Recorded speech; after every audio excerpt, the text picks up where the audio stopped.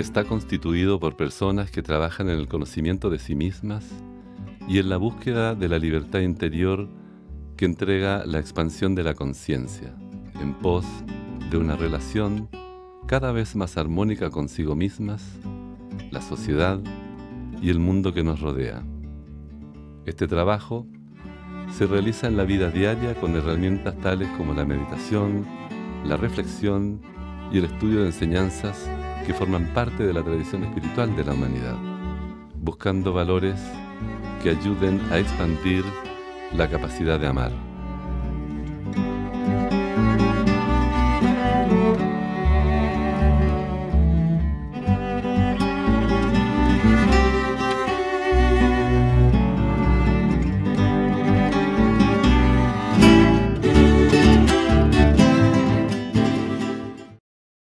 Quisiera partir con como una serie de preguntas que ponen este tema del escuchar en contexto cotidiano, que es, ¿cuántas horas en el día dedican ustedes a escuchar? ¿Cuántas horas a la semana escuchamos? ¿Cuántas horas en un mes escuchamos a las demás personas? Eso habla de cantidad, pero ahora vámonos a la calidad. ¿Qué criterio usan ustedes para saber que sus familiares son escuchados por ustedes? Que las personas con las que trabajan son escuchadas, que los vecinos, las vecinas son escuchadas, que las personas con las que tienen interacción nuevas, ¿ya?, son escuchadas. ¿Y qué condiciones consideran ustedes que son las necesarias para poder desarrollar mejor esta competencia? Eso ya daría para un curso entero y de muchas, muchas exposiciones, pero sí los invito a que tengamos esas preguntas presentes, porque la verdad es que vivimos en el lenguaje y se nos olvida que vivimos en el lenguaje. Esta presentación, nuestra motivación es aproximarnos de una manera que tal vez puede ser superficial, porque podría haber sido mucho más profunda, pero no es nuestra intención hacer un análisis cognitivo de la escucha, sino que más bien invitarlos a darnos cuenta de la complejidad de este maravilloso computador que tenemos en nuestro cuerpo y que nos permite comunicarnos. Entonces, el objetivo es comprender el proceso de comunicación oral desde el análisis del discurso e identificar algunos ruidos que dificultan la comprensión. Para eso vamos a dividir esta exposición en 3 temas. ¿Cuál es el contexto actual? ¿De dónde venimos? ¿Ya? El segundo, ¿qué pasa con el diálogo como interacción comunicativa? Y el tercero, que tiene que ver con las experiencias, con las emociones, ¿ya? ¿Qué pasa cuando estamos con otro y decimos, ah, ya te entendí? El A de la comprensión. Partamos entonces con la primera unidad, el contexto actual de la comunicación oral. Fíjense en este afiche. No sé si logran verlo bien. ¿Qué es lo que se percibe? Jorge, ¿qué ves tú por ahí? Yo veo como unas naves espaciales. Eso es lo que veo. Y son personas que en vez de volantines están encumbrando caracolas, ¿no es cierto? ¿Ya? Y yo he querido seleccionar esta porque las caracolas me recuerdan, mi familia tenía una cabaña en Las Cruces y yo recogía las conchas de los locos y me las ponía en el oído. No sé si ustedes han tenido esa experiencia y uno dice, escucha el mar. Decíamos cuando chicos que escuchábamos el mar. Teníamos toda la concentración puesta en lo que estábamos escuchando. Eso me recuerda como lo que debiera ser tal vez escuchar realmente al otro, estar concentrado y focalizado en lo que el otro nos dice. Y he seleccionado esta imagen que me encanta de Leonardo da Vinci porque connota equilibrio, ¿ya? Y equilibrio entre tres dimensiones fundamentales en la comunicación. El lenguaje, que puede ser el lenguaje verbal, pero también puede ser un lenguaje de señas. Pensemos hoy día, más que nunca, estamos en esta sociedad inclusiva, teniendo presente que hay muchos tipos de lenguaje. Tenemos el cuerpo como una de las grandes fuentes de información, la cantidad de prácticas corporales, de yoga, de pilates, hay una conciencia mucho mayor del cuerpo y también sin duda lo que hoy día nos acompañan, que son todas las emociones. En los colegios hoy día lo que más están pidiendo es apoyo psicoemocional después de una pandemia. Y eso habla de que hay conciencia, que no estamos necesitando más conocimientos académicos, sino que estamos necesitando contención emocional. Entonces tendríamos el lenguaje de lo que digo, el lenguaje de cómo lo digo y me relaciono con el otro, llenándolo de mis emociones, ¿ya? Y de cómo me muevo con ritmo, velocidad, amplitud y tensión. Y en esa mirada, ¿ya? Todavía este modelo que está aquí nos retrotrae a lo que quizás muchos tuvimos en educación escolar, una imagen de la comunicación unilateral. Fíjense, a la izquierda hay una imagen femenina que usa un canal, da un mensaje y hay una persona que lo recibe. Y hay un contexto, lugar, momento, cultura, ¿ya? Y le llamamos emisor y fíjense la palabra receptor. O sea, esta persona recibe nomás. Es una actitud pasiva. Este es el modelo que heredamos muchos y que hemos tenido que ir actualizándonos, porque está totalmente hoy día fuera de del nuevo paradigma. Este es un modelo unilateral que empobrece la comunicación. Y los que tuvimos cursos, por ejemplo, en los trabajos, nos enseñaban a ser personas que emitiéramos puentes para, como por ejemplo, antes de responder esa pregunta, quisiera añadir, lo escucho, lo entiendo, pero no comparto su opinión. Es estos puentes retóricos para ser mejores hablantes, pero seguimos poniendo el foco en nosotros como participantes que construimos el discurso y el foco no estaba puesto en los otros. Estos puentes políticamente sabemos que son muy exitosos, pero sin embargo, si volvemos a nuestra imagen, hoy día, ¿qué es lo que nos falta? Nos falta en el dominio del lenguaje el cómo escucho. ¿Cómo digo verbalmente que te estoy escuchando? ¿Cómo le digo, mira, ¿sabes qué? Te entiendo, te estoy escuchando, pero no entiendo por qué me estás diciendo lo que me estás diciendo? Fíjense que es muy interesante, porque ahí hay un contenido que yo entiendo. Me estás diciendo que el sábado tienes un problema, pero no entiendo por qué me estás diciendo que el sábado tienes un problema. Ese es el significado pragmático de lo que estoy diciendo. En el nivel de las emociones, ¿cómo mis emociones me ayudan en el diálogo? ¿Cómo yo represento a la otra persona? Porque cuando yo estoy en comunicación con otra persona, yo me la estoy representando en mi mente. ¿Cómo la represento? ¿Qué le hago sentir a la otra persona?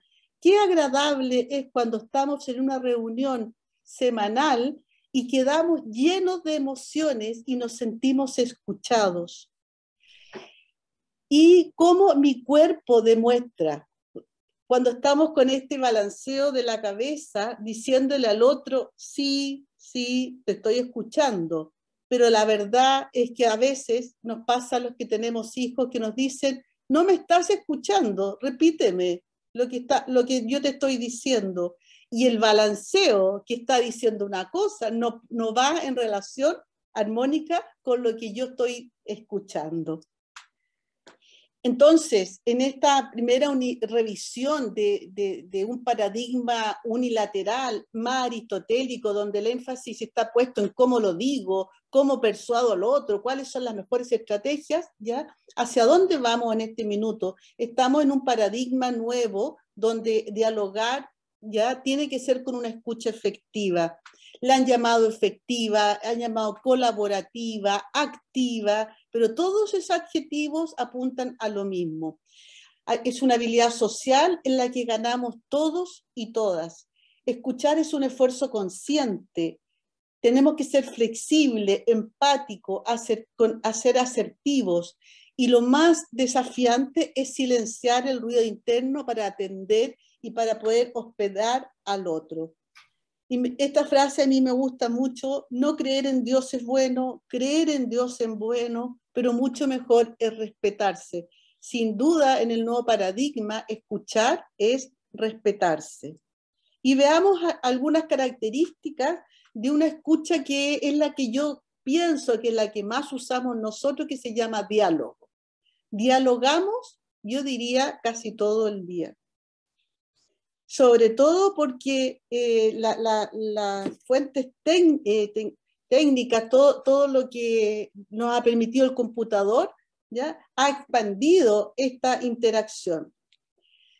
Primero, respecto del diálogo, hay que tomar conciencia que dialogamos, pero no tenemos mucha conciencia de las estrategias, lo hacemos de manera inconsciente. Observen este dibujo, que es bastante impactante en relación al alto porcentaje de funciones que cumple nuestra mente de manera inconsciente. Cuando dialogamos tenemos el foco puesto en lo que estoy diciendo, en cómo lo estoy diciendo, pero la verdad es que subyace en el diálogo muchísimos procesos que son inconscientes. Desde el área de la cognición todavía no hay modelos teóricos que realmente puedan representar todo lo que sucede mientras nosotros estamos dialogando. ¿Cómo podemos observar aquí lo que es la reflexión y la meditación? ¿Ya? Porque por lo que se ve en este iceberg, la mayor cantidad de inconsciencia está lo que no se ve, digamos, ¿ya? Que es el mundo de la meditación y la reflexión. No sé qué podemos observar ahí en términos de este diálogo, que en el fondo es un diálogo interno. No, este diálogo al que yo estoy aludiendo no es el diálogo interno, es un diálogo con otros, pero tu pregunta es muy buena, porque cuando yo estoy dialogando con otros, también estoy internamente en un diálogo conmigo. Y uno de los desafíos más grandes es que tenemos un diálogo interno que simultáneamente está actuando con un diálogo con otros. Y muchas veces nos juega en contra porque tenemos dos fuentes de información muy poderosas. Es como tener una radio prendida y por otro lado estar hablando con una persona. La meditación es la actividad que quizás más poderosa para poder llegar a una armonía, a un equilibrio, que la radio se baje el volumen. En el mejor de los casos podría quizás hasta desaparecer. Pero desde la neurociencia a mí me ha gustado mucho, y se los recomiendo, los videos que hay en YouTube de Nazaret Castellano, que es una española, donde ella da cuenta de que nuestra mente por naturaleza vive en ese diálogo interno y externo. No es que nosotros estamos por hoy día, por todo lo que hemos vivido, tenemos mucho ruido. Lo que llamamos ruido aparecería como parte de la naturaleza, ¿ya? Y lo que tenemos que hacer es desarrollar la focalización como una tarea. Esta que tenemos al lado derecho en verde es un diálogo, ¿ya?, entre mi hijo y yo. Mi hijo me dice: yo voy a pagar los bidones de agua este mes. Entonces se despide ese día y yo le digo: te mando los datos. Ahora comienza una interacción. Primero es una interacción escrita donde le mando los datos y le digo 10 lucas al agua. Y él me responde, ya voy. Y luego me dice, ¿y ese es nuevo? Entonces, cuando yo dialogo como hablante, busco siempre la coherencia. Siempre estoy con un por qué. ¿Por qué me está diciendo lo que me está diciendo? Y yo digo, ¿ya voy? ¿Dónde? Y él me responde, ¿cómo? Entonces, de la palabra escrita, yo voy y le mando un audio. Aquí estamos en la escucha oral. Entiendo, Eduardo, cuando dices eso. Tú me dijiste que iba a apagar el agua y que eran 4, y yo llamé a la persona, que es la que me está trayendo a mí este último tiempo, y son 10 lucas. Pero cuando me dices ya voy, no entiendo a dónde vas. Entonces él me responde, ya voy a transferir. Ah, le digo yo, ¿ya? Y él lo encuentra divertido, entonces me hace la transferencia y me manda otro texto que es un documento, que es una transferencia de un banco. Entonces yo voy y le pongo ese dibujo, buena. Fíjense que, ¿qué es lo que es interesante en esta interacción comunicativa? ¿Puedes subirlo de nuevo, Jorge? Tenemos modalidad escrita de diálogo, tenemos un audio, tenemos un documento que reconocemos como una transferencia bancaria y tenemos un icono que nos representa una emoción. Por otro lado, tenemos un problema comunicativo que se resuelve, ¿ya?, a través de preguntas-respuestas. Cuando yo le pido retroalimentación, pero ¿de qué me estás hablando?, el otro puede volver a responder. Y por último, quizás algo que es muy, muy importante, es que en toda interacción hay muy poca información textual y mucha información implícita. Y esto es uno de los problemas más serios que hay en los diálogos, en la escucha, la información implícita. Cuando yo le digo son 4, no le digo 4 qué, son 4 bidones, pero yo sé que él sabía que eran 4 bidones. Entonces, el hablante y el oyente somos máquinas de inferencias. Y las inferencias las hacemos a partir de nuestros conocimientos previos. Por lo tanto, aquí no hay nadie pasivo, no hay nadie que se puede echar en una silla, háblame y yo te escucho. Todo lo contrario, un buen oyente es una persona que hace muchísimas inferencias, activando los conocimientos previos para ir poniendo los eslabones que son necesarios para construir un texto. Sí. En síntesis, ¿qué es comprender un texto oral? La palabra texto, la etimología viene del latín, ya que es un tejido. ¿Y qué tejemos nosotros cuando dialogamos? Tejemos ideas, pero no de cualquier manera. Construimos una coherencia. Esa es como la condición. Para poder dialogar, tejemos ideas de manera coherente y lo hacemos representándonos en la mente todo lo que está sucediendo. Yo me represento a la otra persona, represento el tema del que estamos hablando, represento el espacio y represento todos los contenidos. Pero la persona que me está hablando, como no me puede decir todo, me va entregando pistas para que yo vaya tejiendo. Este concepto de texto es fundamental para mejorar nuestra escucha.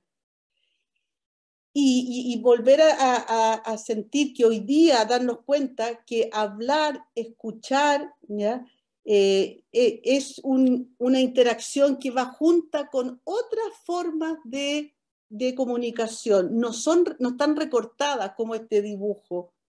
La teoría nos confunde. La teoría nos hace olvidarnos que vivimos en una situación mucho más compleja que esta interacción que se ve tan fácil, pero de fácil no tiene nada. De hecho, ya la pura diferencia entre oír y escuchar, oír biológico, escuchar cognitivo. Y esto que le he puesto, no quiero que salgan arrancando con este dibujo, ¿ya?, porque no lo voy a explicar, sino que solamente les muestro desde la lingüística cómo se están acercando a un modelo. ¿Qué pasa cuando estamos nosotros hablando? Tenemos un hablante, tenemos abajo un destinatario, tenemos una memoria a largo plazo donde están todas nuestras fuentes de información. Tenemos una memoria semántica, episódica, y estamos constantemente ya recogiendo información para poder entendernos. Fíjense donde dice hablante, se hace la distinción entre 3 tipos de información. Cuando yo estoy en diálogo, estoy recibiendo información del lenguaje, en este caso nuestro del español, lo que estamos diciendo, del español de Chile, ¿ya? Estamos recibiendo información paralingüística, la voz, el tono. Cuando yo quiero decir algo más importante, lo digo más lento. Cuando yo quiero poner énfasis, subo la voz, ¿ya? Y información extralingüística, todo lo extra del hablante, cómo se mueve, cómo es, me entrega también información. Y en este modelo se destaca un mecanismo que es muy importante, que le llaman el mecanismo rector. Siempre se dice que cuando estamos hablando, estamos pensando, estoy frente a alguien que tiene una intención y que tenemos que co-construir el diálogo. Tenemos que tener presente que de repente hay imprevistos. Por ejemplo, yo estoy hablando y Jorge me dice, quiero decir algo. Eso es un imprevisto y uno da la palabra. A veces uno no la da, pero lo importante es que es una negociación. Son conceptos básicos en un buen diálogo. Y continuamente estamos formulando hipótesis. ¿Qué significa esto? Jorge lo que está hablando en este minuto, ya, acerca de esto. Voy a aprovechar, pero resulta que él me empieza a hablar de otro tema y se desvía. ¿Qué tengo que hacer yo? Dejar mi hipótesis y volver a formular otra. Los estudiantes que son hiperkinéticos formulan hipótesis, pero ¿saben lo que les pasa? Que no la confirman con los datos que se van entregando. Entonces, por ejemplo, cuando en lectura empiezan a leer y dicen, me van a hablar acerca de los hipopótamos, sigue el texto hablando, pero resulta que no sigue hablando de los hipopótamos y la persona no cambia su hipótesis. Y después en una prueba dice, ¿de qué se trata el texto? De los hipopótamos. Esto es muy importante tenerlo presente cuando estamos apoyando a los estudiantes para mejorar la comprensión. Y Paulina, sin duda, ¿sí? ¿Puedo interrumpir? Sí, claro.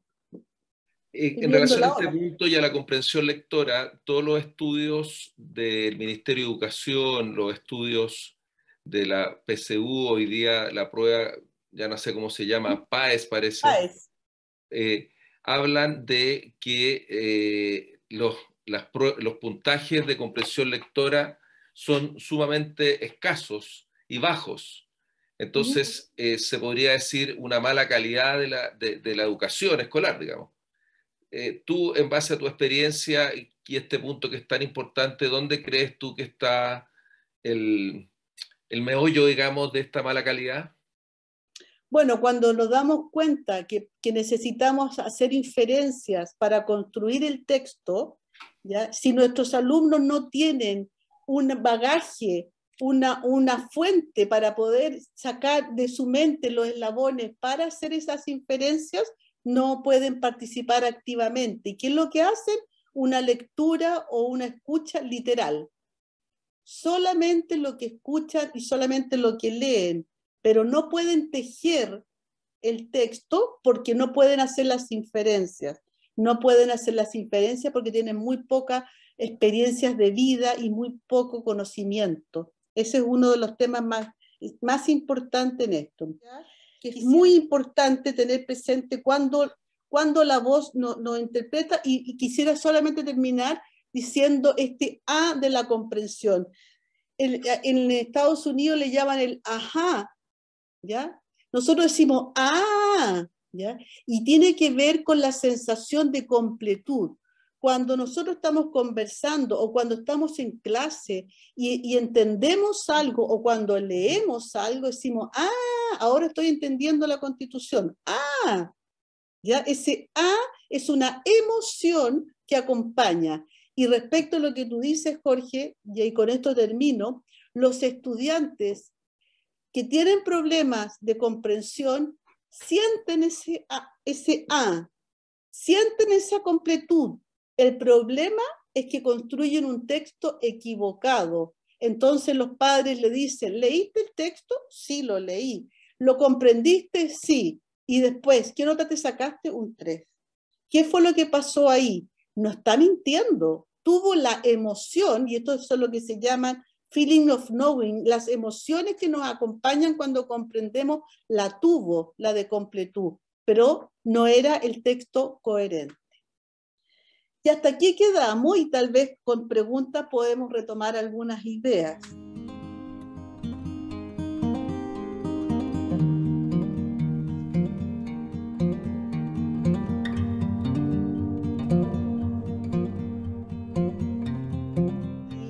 A mí me gusta mucho recordar las palabras de Maturana. ¿Ya? Dicen que en el último libro que no alcanzó a publicar, pero que va a salir, él vuelve a resaltar que hay un acto de amor cuando yo escucho al otro, porque el otro se ve a sí mismo cuando es escuchado. ¿Se han fijado cuando estamos con una persona que nos escucha y uno dice, no sé por qué, pero cuando estoy con esa persona lo paso tan bien, me siento bien? Y en el fondo me siento vista, me siento visto. Y ese es un acto amoroso. Y no tiene que ver con que piense igual que mí, porque qué fácil es escuchar a las personas que piensan igual que mí. Lo más difícil es ir a la vereda del frente y escuchar, como decía Maturana, desde los supuestos, desde los argumentos, desde donde el otro está hablando. Eso es una verdadera escucha. El desenvolvimiento espiritual debiera tener como resultado ver más a los otros desde el amor, porque nos volvemos personas humildes. El saber escuchar implica un acto de humildad. La verdad no está en mí. Y somos todos un conjunto de personas que estamos en lo mismo.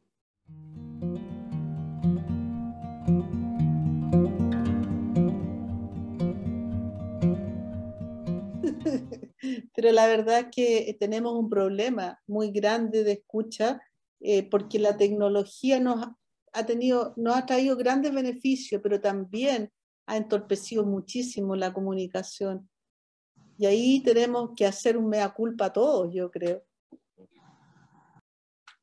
El celular es fantástico, pero es impresionante cómo tenemos que convivir. Yo hago clases en la universidad, son 15 estudiantes y hay 8 que están con su celular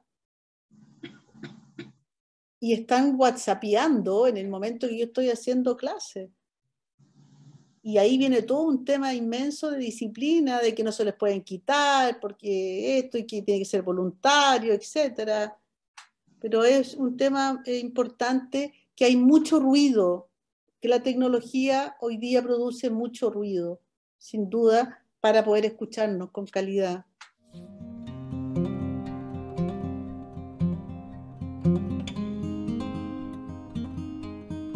La educación de enseñar a dialogar parte por la familia.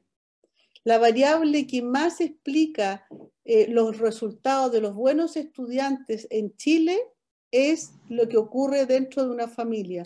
Cuando la familia en los almuerzos, las comidas, los lugares de encuentro familiares, le dan un espacio a los hijos para que den su opinión, ¿ya? Y que nosotros en Chile no tenemos esa cultura, pero en otros países, yo lo he visto, por ejemplo, en Argentina, los niños en Argentina opinan desde muy chiquititos, las niñas, ¿ya? Y les dan un espacio y son respetados por eso, ¿ya? Acá ya no tenemos mucho esa cultura. Entonces, llegan niños muy poco dialógicos al colegio Y obviamente en cursos de 45 estudiantes tenemos ahí los profesores un desafío inmenso, pero partamos nosotros desde la familia haciéndonos cargo de lo que nos toca, porque cuánto conversamos, recuerdo un periodista que se le murió su hijo y decía, lo que más echo de menos son cuando él me hablaba y yo no tenía tiempo para conversar con él, porque estaba yo pensando en mi trabajo. Yo creo que hagamos un mea culpa respecto de eso, ¿ya? Y yo sería muy feliz con esta presentación de que nos quede un poco esa inquietud. Realmente, ¿cuánto escucho yo a los demás? Y si queremos una nueva generación, ¿ya? ¿Cuánto escucho yo a los menores? ¿Con qué respeto lo escucho?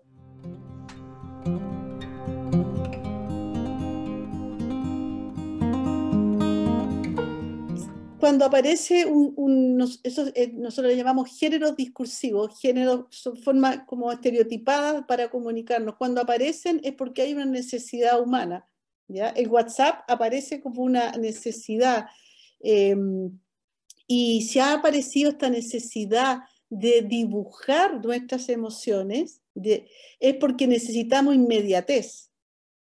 Y porque nos cuesta verbalizar, entre yo decir, me siento muy contenta con lo que tú me acabas de decir, yo voy y te mando una sonrisa, ¿ya? Claramente hay un tiempo que yo gané en construir y poner algo que ya está establecido, pero tiene problemas culturales, porque no siempre, ¿ya? En los distintos países, se trata de ser universal estos emoticones, pero no siempre se sienten que son representativos de todas las culturas, ¿ya?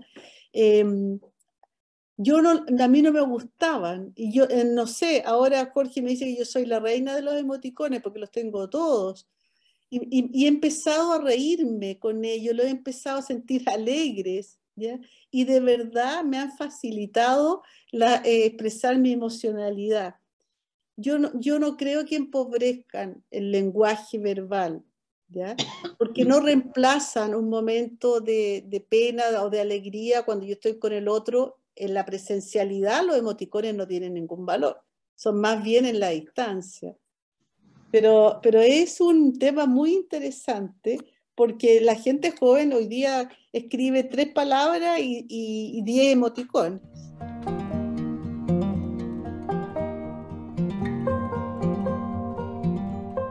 Más bien usar los recursos del cuerpo, ¿ya? Para comunicar.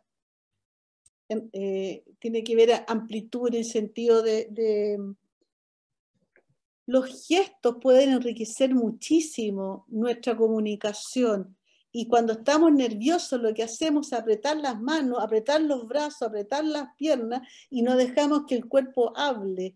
Y lo que más lee el otro es mucho más nuestro cuerpo que todo lo que estemos diciendo verbalmente. Alguien puede decir, fui a una entrevista de trabajo, contesté, le dije todo mi currículum. ¿Ya? Me acuerdo una vez una persona fue a una entrevista de trabajo y quedó en el trabajo, y después le dijeron que una de las cosas que más había impactado que la persona en la mitad de la entrevista se paró y corrió la cortina para que entrara un poco más de luz porque estaba muy oscuro.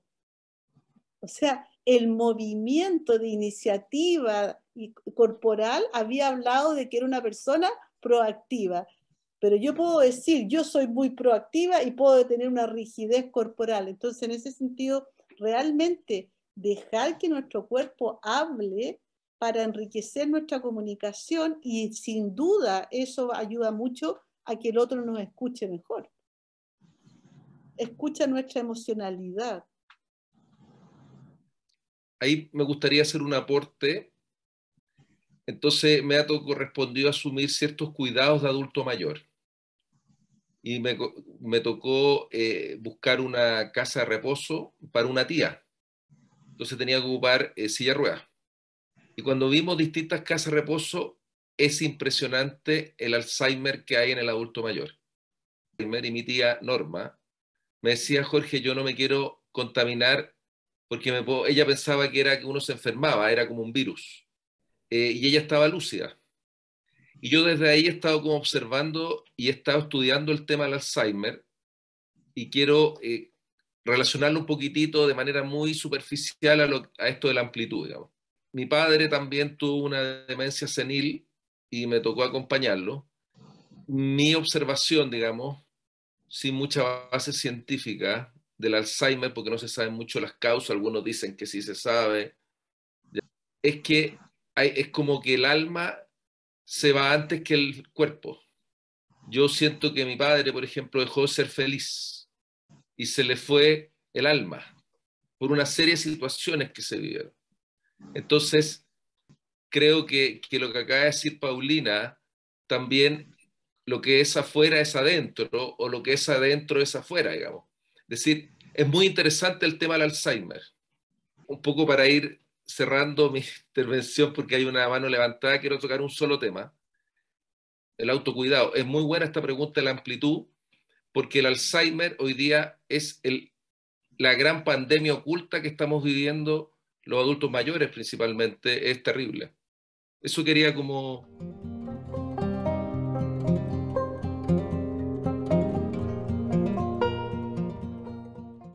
Comprender es darle un espacio, ¿ya?, al otro dentro mío, ¿ya? Si yo no le doy un espacio, es algo como externo, ¿ya? Hay algunos lingüistas que dicen hospedar al otro, ¿ya?, como alojarlo. Y todo tiene que ver como un acto amoroso de recibirlo. Y la persona empática es la que está escuchando y lo va diciendo, pero ¿qué sentiste?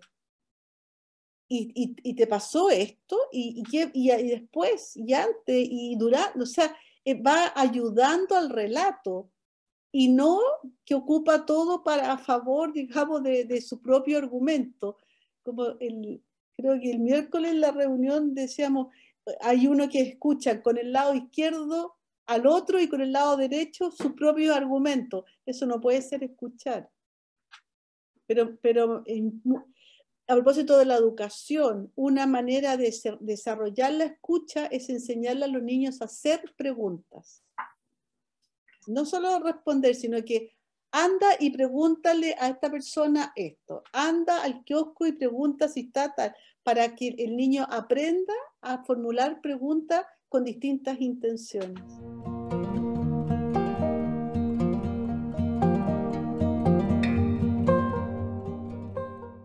A mí personalmente me gustaría decir que escuchar es un acto de amor no espontáneo.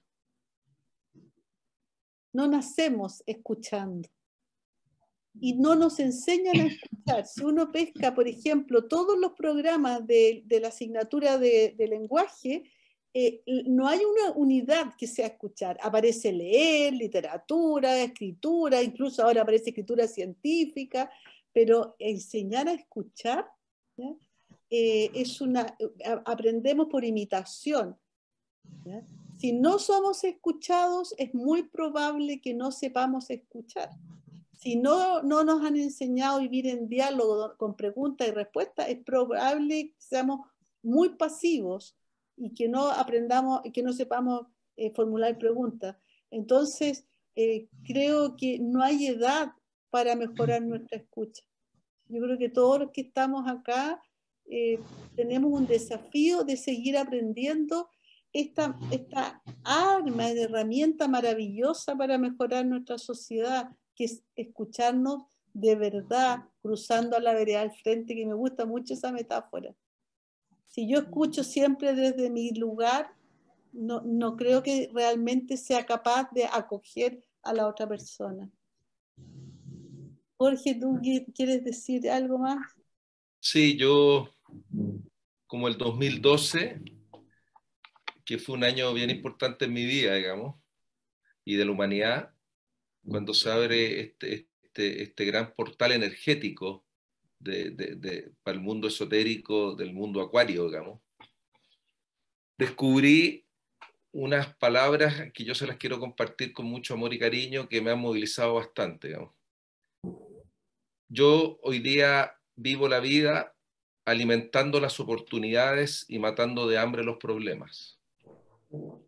Y observo que la mayor cantidad de gente vive la vida alimentando los problemas y matando de hambre las oportunidades. Eso es lo que yo les puedo transmitir con mucho amor y cariño. Muy bien. Ha llegado el momento de despedirnos. Queremos agradecer en primer lugar a nuestros expositores por su hermosa conferencia, a todos ustedes por su interés y valiosas preguntas, y muy en particular a quienes se unen a estos encuentros por primera vez. Deseamos dejarles cordialmente invitados a nuestro próximo encuentro y por favor no olviden de compartir e invitar a sus familiares y amigos.